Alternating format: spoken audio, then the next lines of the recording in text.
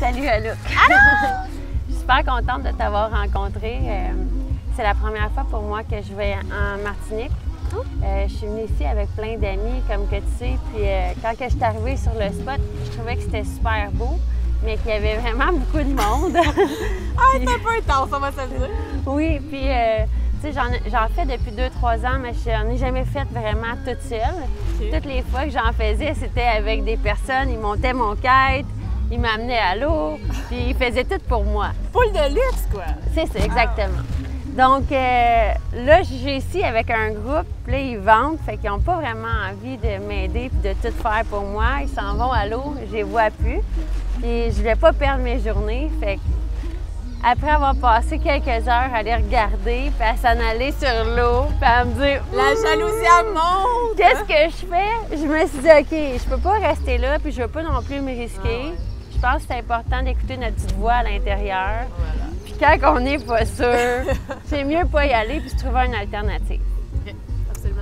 Donc, je suis allée m'informer pour l'école de kite sur les lieux. Il y en avait une ici, je pense que c'est Air Force, c'est ça? Airfly. Donc, je suis allée les voir, ils sont super gentils. Ils m'ont dit les tarifs pour 3 heures. Ils t'emmènent en bateau jusque là-bas. Puis, j'ai donné mon nom pour m'essayer, mais là, je me suis dit, à chaque fois qu'on va sur un spot de kite, là, il y a tout le temps 1 ou 2 personnes qui entraînent. Une formatrice, un formateur. En vacances, souvent. En vacances. Ça vacances. donne qu'il y en a tout le temps un. C'est ça. Fait que j'ai commencé à demander. Je me suis dit, quand elle être sur le bord de l'eau puis à attendre, je vais demander. Fait que j'ai demandé à un gars qui était là. Je pense son nom, c'était, je sais pas, je m'en rappelle plus, je pense que c'était Guillaume.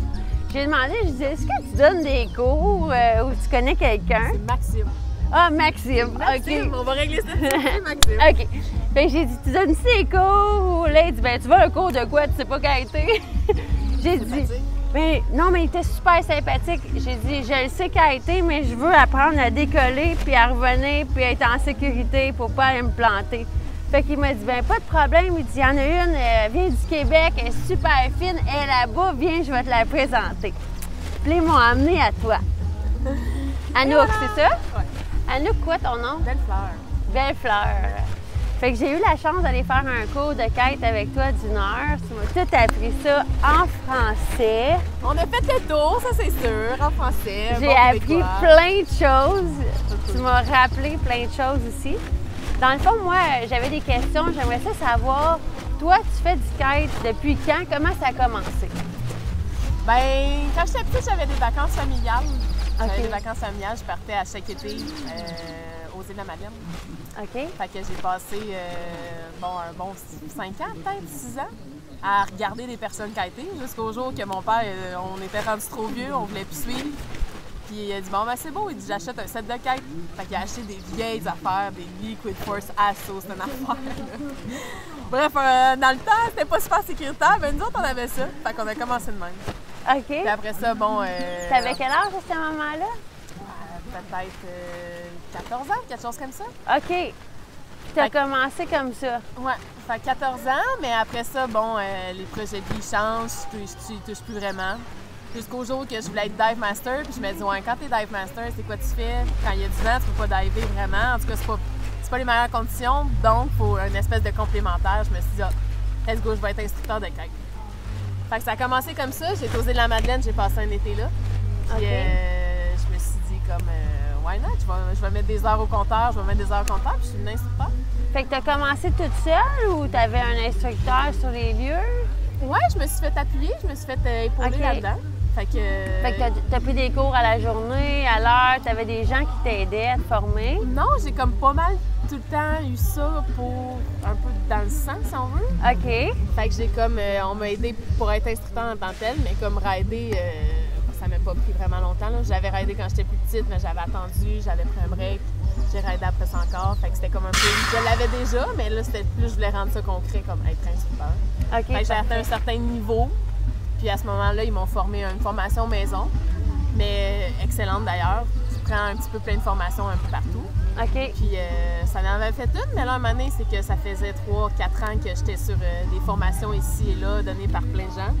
Je me dis, bon, ben, il faudrait que j'aille faire ma formation officielle, donc ICAO.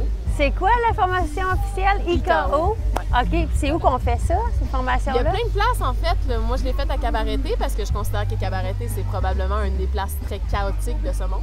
OK. Je me suis dit, si je suis capable de faire ça là, je suis capable de faire ça partout. OK. Et c'est généralement pas mal ça. OK. Autant qu'il y a les pro-riders qui sont là, il y a les gens qui sont sur la plage qui se bronzent. Là-dedans, t'as les chevals qui courent, t'as un mess général.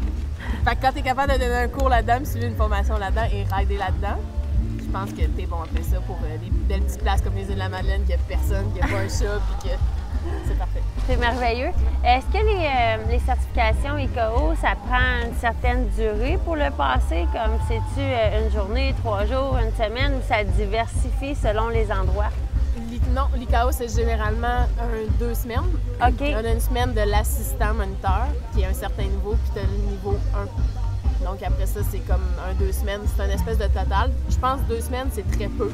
OK. En fait, il y a d'autres formations qui peuvent prendre 9 mois. OK. 9 mois, c'est long. Wow, mais ouais, tu as le très temps long. d'avoir beaucoup de formations. Fait qu'il y a là-dedans. différents types de certifications, mais avec une formation ICAO, ça vous permet d'enseigner à Ouais, des étudiants tu peux où est-ce que travailler. vous allez.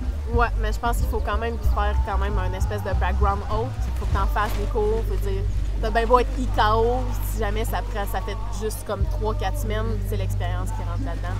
Fait que Plus c'est t'accumules super les années. important. Ouais. Puis toi, ça fait combien de temps que tu fais du kite en ce moment? Que ma vie est pas mal orientée kite, je dirais peut-être 5 ans. 5 ans. Puis t'en fais où? T'en fais un petit peu partout? J'en fais où qu'il y a du vent. Normalement, je suis le vent. Je passais mes étés aux îles de la Madeleine. Ça fait 5 ans. OK. Fait que 5 ans là, j'en ai fait aux Philippines, j'en ai fait au Mexique, Wow. j'en ai fait ici, la République. Des places comme ça. J'oriente pas nécessairement kite, mais veut dire, à chaque fois qu'il y a un spot, je suis là. Mais à part celui-ci, Martinique, c'était pour le kite. Merveilleux.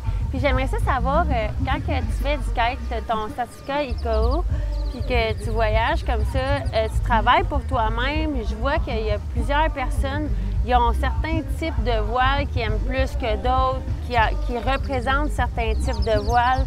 Toi, c'est quoi ta situation? Y a-t-il une voile que tu préfères ou que tu représentes? Ah, j'ai un petit penchant pour F1, je vais l'avouer, ouais. Je représente F1, j'étais avec F1. OK. Fait que, ouais, c'est de cette année. Mais écoute, cette année, la 2018, la Bandit, moi, j'étais avec Bandit, j'aime bien le modèle. OK. C'est juste parfait. Il y a eu certaines adaptations qui ont changé. D'ailleurs, il y a le système de release, de sécurité qui est maintenant sur une ligne avant. Pour moi, c'était essentiel. Ils l'ont changé cette année. Ça l'a comme fait... Ça a Ça a fait. fait la différence, Ok. la grosse valve, plein de petits ajustements comme ça qui fait que je pense que c'est une aile Qui est extraordinaire. Ouais. Puis quand tu dis que c'est une de tes ailes préférées, une aile extraordinaire, celle que tu choisirais, c'est la F1.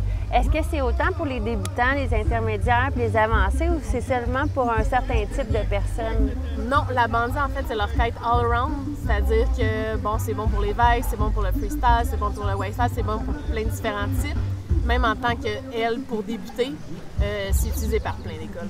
OK. Fait que c'est vraiment, ça répond bien, c'est pas trop efficace, justement, quand tu débutes, bon, des fois, c'est pas... Si jamais c'est trop vite, ça te donne pas de chance. OK. Fait que c'est vraiment... la Bandit, moi, je trouve que c'est le bon modèle. Ah, ben c'est merveilleux. Ben, Puis des belles couleurs, il y a des belles couleurs cette année. oui, c'est vrai, ils sont super belles. Ben écoute, Anouk, je suis vraiment contente de t'avoir rencontré, comme je te disais tantôt.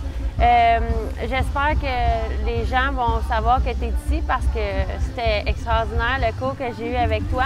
En plus, les cours sont super affordables. C'était 80 $ pour 1 heure. Oui, bien normalement, c'est pas mal ça qu'ils chargent au Québec, là, dans le sens que c'est à peu près les prix. Bon, ça va dépendre. Là, c'est sûr que je suis en Martinique, je donne une langue de plus, mais bon.